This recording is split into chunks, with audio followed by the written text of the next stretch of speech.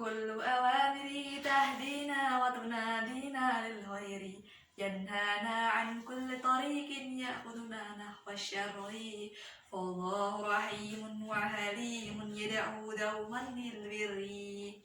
بسم الله الرحمن الرحيم. السلام عليكم ورحمة الله وبركاته. Alhamdulillahilladzi anzala ala abdihil kitaba wa lam yaj'al lahu iwaja. Wassalatu wassalamu ala asyrafil anbiya'i wal mursalin wa ala alihi wa sahbihi wa man tabi'ahum bi ihsan ila yaumiddin. Amma ba'd. Yang terhormat Dewan Juri yang semoga dirahmati oleh Allah Subhanahu wa taala, juga para viewers yang telah saya nantikan. Yang pertama dan yang paling utama, marilah kita panjatkan puji syukur kita atas kehadirat Allah Subhanahu wa taala yang telah memberikan kita nikmat serta rahmatnya. Ya, saat ini kita masih dapat merasakan nikmatnya Islam. Yang kedua, sholawat serta salam tak lupa pula kita panjatkan kepada beliau yang tak pernah menginjak siput, namun namanya tak pernah luput. Siapa lagi kalau bukan beliau baginda Muhammad sallallahu alaihi wasallam yang telah membawa kita dari zaman kegelapan menuju zaman terang benderang, dari zaman kaos kaki sampai zaman Kawasaki, dari zaman muter-muter sampai zaman komputer, dari zaman biskuit sampai zaman biskota, dari zaman Ali bin Abi Thalib yang ikut berperang sampai zaman Bang Thaib yang tak pulang-pulang. Sebelum menyampaikan materi, perkenalkan saya untuk memperkenalkan diri melalui sebuah pantun. Pergi ke Tanah Abang, beli jubah, jangan lupa pakai ali-ali. Perkenalkan, nama saya Fauziah, asal dari Boyolali. Dalam kesempatan yang sedikit kali ini, izinkan saya untuk menyampaikan sebuah materi yang berjudulkan Pesona untuk Islam Mendunia. A'udzubillahi minasyaitonirrajim. Huwallazi ja'alakum khalaifa fil ard. Dan Allah telah menjadikan kalian khalifah-khalifah di muka bumi ini. Islam adalah agama yang hak. Islam adalah agama yang mulia. Islam telah mengajarkan kepada kita akhlakul karimah. Allah telah menurunkan wahyu kepada beliau, manusia terbaik, yang karena kegigihan dan perjuangan beliaulah kita masih dapat merasakan nikmatnya Islam.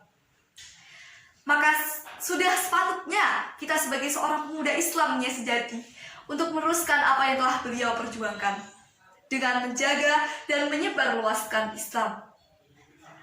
Bukankah Allah telah memerintahkan kita untuk menjadi pemimpin di dunia ini? Namun, sudahkah kita pantas untuk menjadi pemimpin? Sudahkah apa yang kita lakukan saat ini relevan dengan apa yang akan kita syiarkan nantinya? Qala Allah Ta'ala fi kitabil karim ba'da a'udzu billahi minasyaitonir rajim. Ya ayyuhalladzina amanu lima taquluna ma la taf'alun. Wahai orang-orang beriman, mengapa engkau mengatakan apa yang tidak engkau lakukan? Quran surat As-Saff ayat 2. Tentunya dalil ini menjadi peringatan awal kita sebelum kita untuk mensyiarkan ajaran agama Allah.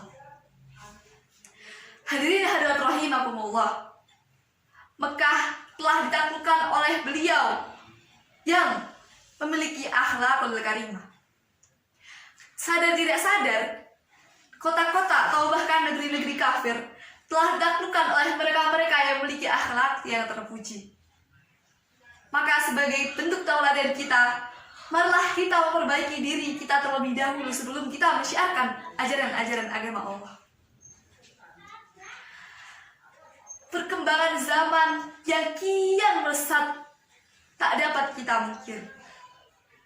Baik dari netizen, bocah, muda sampai tua terkena dampak-dampak negatif dari zaman serba-serbi ini yang terkadang melenceng dari ajaran agama. Maka dari itu, marilah kita berpikir kritis di era yang miris sebagai pemuda Islam yang gigih. Dengan tetap mempertahankan ajaran agama Allah yang hak, tidak melenceng-lenceng dan ala siratal mustaqim. Hadirin hadirat rahimakumullah, sebagai contoh nyata di zaman ini yang sangat amat mengiris hati ialah dua hal. yaitu berkenaan dengan hijab dan perkataan kasar. Banyak pemudi di zaman ini yang seringkali memakai hijab lilit sampai terlilit, memakai hijab namun telanjang, atau bahkan masih belum mengenakan hijab. Yang kedua yaitu perkataan kasar. Kalau kita pikir-pikir, orang kafir saja seringkali keceplosan mengucapkan lafaz-lafaz Allah. Namun mengapa kita sendiri, sebagai seorang muslim sendiri, justru enggan dan lebih terbiasa dalam mengatakan perkataan-perkataan yang kasar? Maka sekali lagi, saya ingin bertanya, bukankah Islam adalah agama yang mengajarkan akhlakun karimah? Yang bila mana kita mengamalkannya, orang-orang yang tidak mempercaya Allah akan terpukau dengan akhlakul karimah kita dan mulai merasakan keindahan Islam yang hakiki. Hadirin hadirat rahimakumullah, selain memukau dengan akhlakul karimah, kita juga perlu memukau dengan ilmu, karya dan kreativitas yang kita ambil. Ilmu tentang bagaimana dan apa yang akan kita syiarkan nantinya. Ilmu amat penting. Selain sebagai modal kita dalam berdakwah dan sebagai pegangan kita dalam kehidupan sehari-hari, namun ilmu juga penting untuk menginovasi dan menginspirasi kita.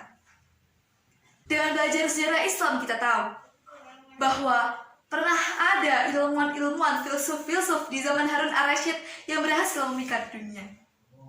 Dan dari hal ini pula kita mengetahui bahwa dari karya-karya nyata dapat menjadi gerbang yang luar biasa antara dakwah dan orang-orang kafir.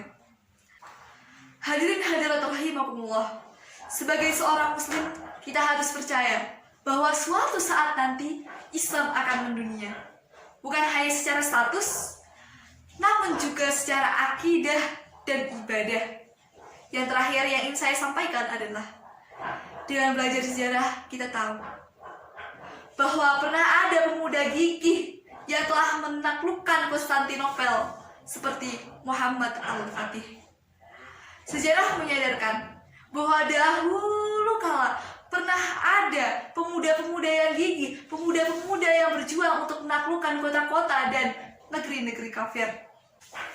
Yang saya harapkan dari hal ini adalah semoga pemuda-pemuda di zaman ini tak kalah gigihnya, tak kalah semangatnya dalam berjihad dan menyebarluaskan Islam seperti pada halnya di zaman-zaman sebelumnya.